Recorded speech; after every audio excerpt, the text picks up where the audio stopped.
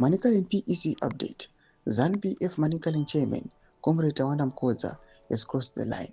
Today in Mutare, instead of allowing the PEC meeting to proceed, he hired thugs, paid them $2,000 to block the PEC. Sanapenda mashoko kuda pangwa ine, chinokonzekeyo sim Zanu PF, aiwa pangwa ino aichanisiki, chiona my own members. Achuya achirwitsana. Don't subscribe or like it on the bell icon. To meet up operation distorting the Somdang Rajiti. This is not leadership, it is sabotage. The truth is the PEC is no longer comfortable with him as provincial chair because he continues to defy party orders and betray the trust of the structures.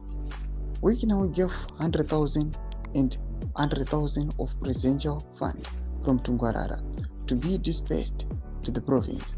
That money never reached the people. Instead of strengthening Manicaland, Mkoza pocketed it, leaving the structures stuffed of resources. Positions in Manicaland are no longer earned through loyalty and service at Mkoza. They are bought. He demands payment from cadets who want to serve, turning the structures into a marketplace of corruption. During the co-option of Comrade Tungwarara, Mkoza went beyond lying. He lied that he was instructed to forge his proof of residence. He told the Manicaland Province Executive that his actions were orders from the top, when in fact they were his own scheme.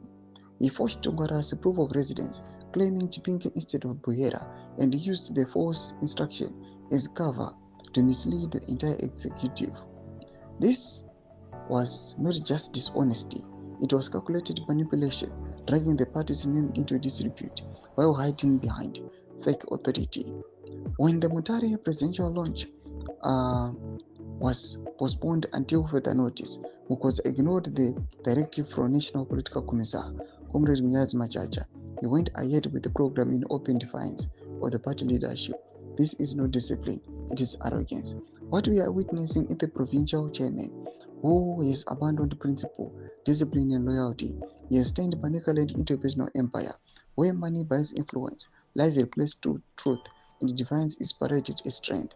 This is not the Zanu PF way.